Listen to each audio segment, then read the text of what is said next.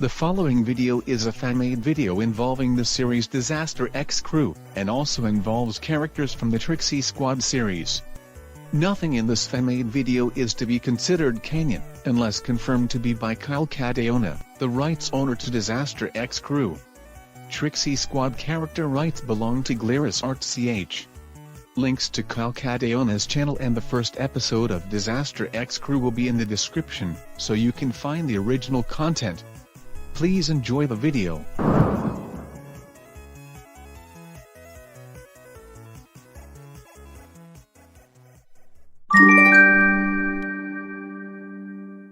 But yeah, Lapa got a gig about 200 miles outside the city.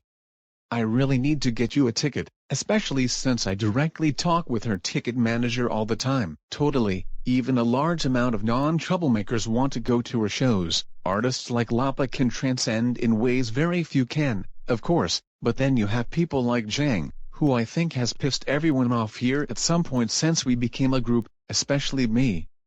Although, it's kinda cool that both of our main rivals are also troublemakers, yours being the pervert Jalen Agua. Hey Shockerpurri, what's up? You've been sulking for a good 10 minutes now. Did Naomi eat too many sweets again? I know you care about her health. Not at the moment, no. But it's still very saddening. You know that old brand of lollipops that gave both the same effect as cotton candy pop rocks and a cold feeling in your mouth that discontinued? KCP gas stations are actually reselling this product for a limited time starting today, and they're cheap too. The only problem is that Victopolis' only KCP gas station is currently destroyed right now. And it's all because a certain douchebag doesn't know how gas pumps work for the life of them. I swear to God, this fucking car has one of the worst gas tanks I've ever seen. Even when I buy the unleaded shit, my car runs out of gas way too fast. Maybe heating up the gas with my lighter will give the gas. Honest to God, hearing that Rafe was dumb enough to blow up a gas station with gas and fire is literally the least shocking thing I have heard in my entire troublemaking time. Aren't there any other KCP gas stations outside the city you can use? It's a pretty popular chain up north. Not really. The closest location to Victopolis is a full 90 miles away in another city. I can't drive, and I'm still banned from using Uber after I loaded the entire car with balloons and caused the driver to crash. I'm probably out of luck. Who says? We can always just take a road trip there to get you some lollipops. Troy is a decently good driver, we can have him drive us all the way to the gas station. What do you think? You don't have to help me, Harris. It's not like this is troublemaking business, it's just me wanting to enjoy something. Nonsense. If we're gonna be on a troublemaking team, we might as well be friends, especially since we're gonna have to deal with people like Naxim and Zhang. Besides, since you support females like I do, I will support you as well. Damn, I wasn't expecting this. Alright, thanks Harris. We will get the supplies and give Troy a call. Just get what you need and meet us at an address I'll text you. This could actually be fun. But yeah, my van can actually fit even more people than normal vans do. I definitely need to find a way to get a luxury sports car at some point, but at least this is good for a road trip. Yeah, we appreciate your services, Troy. I'll be sure to send you some money via PayPal for this. Oh, hey Shockerpurri. I packed a ton of stuff in the van, and we're almost ready to hit the road. I hope you don't mind that I invited Hunter to come with us. I don't mind, I like Hunter as well. I brought some stuff for myself in a backpack as well, so we should be good to go as soon as Lehan Kim gets here. Speaking of which, what's taking Lee so long to get here? He told me he would be at my favorite gym in Victopolis way earlier than this. Sorry, had to gather some stuff for us last minute. Holy shit. Lee, do we really need this many blankets, pillows, and teddy bears for our trip? Of course. If the van is so big, why not? Not to mention the added fact that car seats are more uncomfortable than people give them credit for. I always have a ton of these in my closet. I think this is the set I tackled someone to get on Black Friday one year. I can't say I imagined you to be that type of Black Friday person, but hey, I won't complain about the extra supplies. By the way, y'all have a problem if we take Lapa and Duyun with us for the fuck of it? May, Troy did say his van is pretty huge inside. I'm sure it won't make much of a difference. Besides, everyone loves Lapa. Aw, thanks Shockerpurri. Your ears and nose are so cute. I feel like I should be getting more credit over here, but oh well, I get it, it's Lapa. I'm sure he didn't mean it that way, Duyun. Well, let's just lay everything out, and then we can start driving.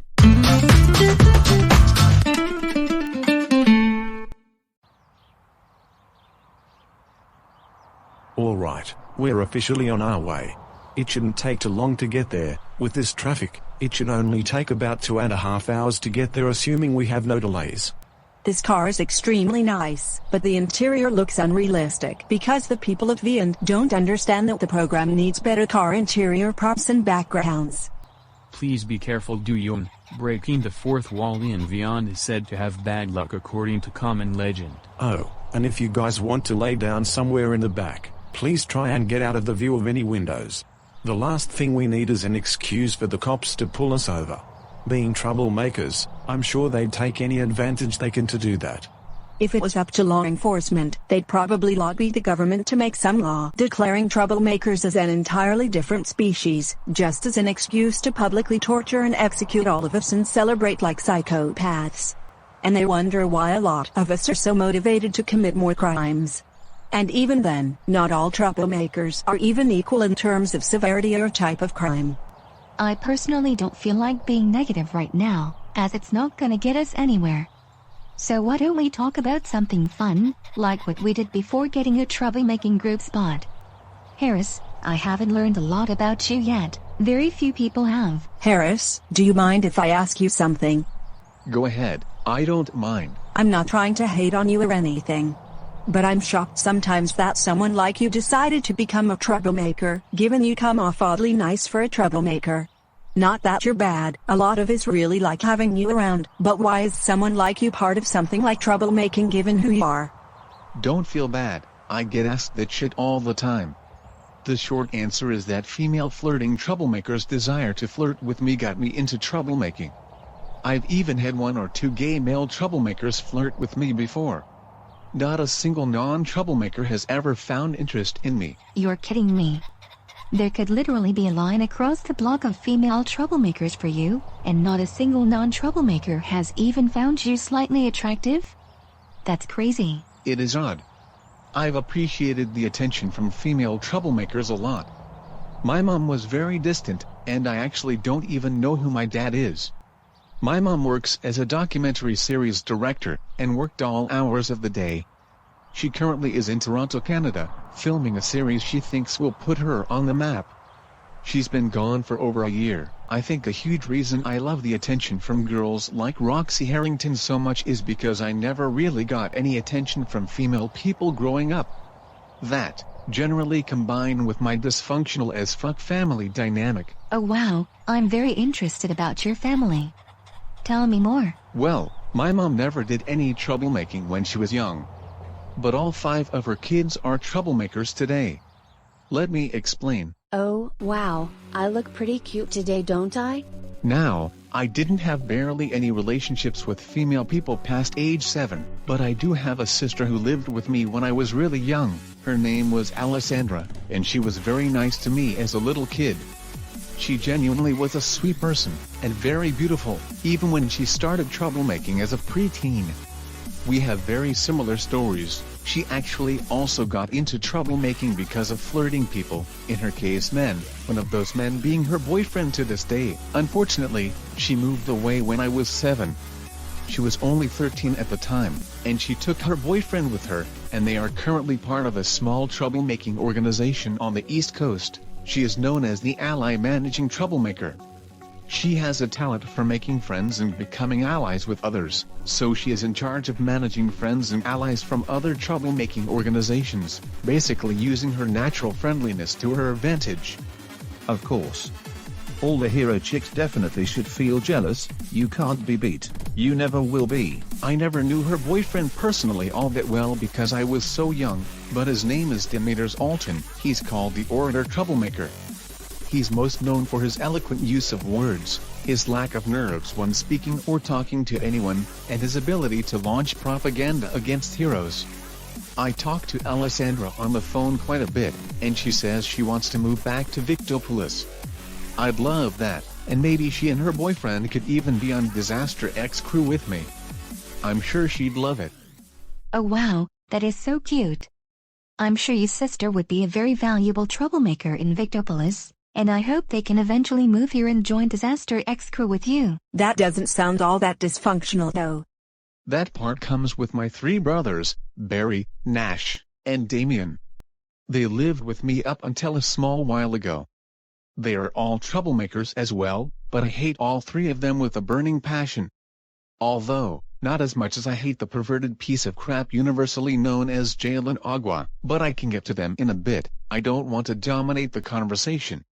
I could also get into how Roxy Harrington helped me get into the troublemaking world, but that's way too long of a story. Harris, stop the car, I need to come see you. Speaking of Roxy, how in God's name did she know I was in this exact car right now? Troy, can you please stop the car? Roxy is right by the car right now. What in the world?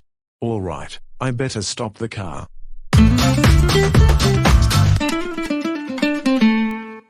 So yeah, you never disabled your Snapchat map location feature, and that's how I found out you were all the way out here. Honestly, I totally forgot that was even a feature on Snapchat. But what are you doing here, Roxy? Did you need something? Well, I haven't seen any handsome guys in a while, so what better to do than to come to the handsomest male in Victopolis? Obviously we can't do anything, private in here because others are here, but at least I can be with a handsome guy, even though private things with men are my favorite. Of course, we're just going to a gas station far away to get Shockerpurri something. Feel free to come with us, the van is huge. Oh sorry, did I forget to mention that I brought my friends with me? They wanted to see you as well. Hey Harris, looking great as always. You don't mind having a guy come with you, do you? Oh don't worry, I've had gay guys flirt with me before, it's not a big deal. You know, that's not what I meant literally at all, but that's nice to know. Hey Naomi. Damn, this day is getting better by the minute. Well, I suppose we should get back on the road so we can— Naomi, you're not going in this car if I'm not here. Holy fucking shit, it's Joshua Barrera. This guy is literally like one of the original Trixie Squad members, also one of the highest ranking. I'm so fucked. Oh come on Joshua, all I'm doing is going to a convenience store with friends. I swear to fucking God, this makes no sense. Back when I was just starting my troublemaking career, all the chicks were always wanting a hot break strong member of the gang, hence why I was so popular. And now we got this prince-looking motherfucker in here getting all the damn ladies in this city. I mean what the fuck, I'm clearly hotter, and I will let you know that my troublemaking resume is some of the largest in the whole damn city. Bruh, you're not as intimidating as you think you are. Shut your dumb bubblegum looking ass the fuck up. Oh fuck off. Also, do I need to mention that the fucking enemy-looking catboy who thinks he's so clever and cool? Like what the fuck, y'all are fucking fooling yourselves up in this joint.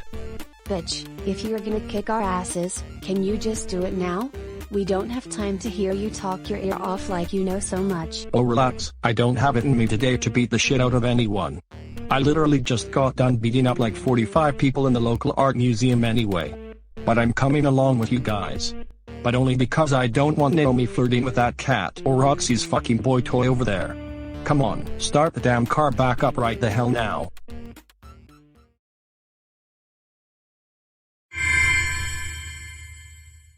Given the length of this video for a short, I am splitting this video into 2 parts. I hope you enjoyed part 1, and remember to go support the original creator.